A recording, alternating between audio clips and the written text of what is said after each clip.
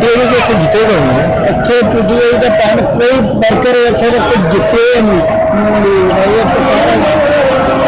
सुधा खड़ा सोचे ने पिछले एंडे 4 करोड़ रुपया लिया लेकिन जज कलो थोड़ी मुश्किल से दे रहे हैं रोटी से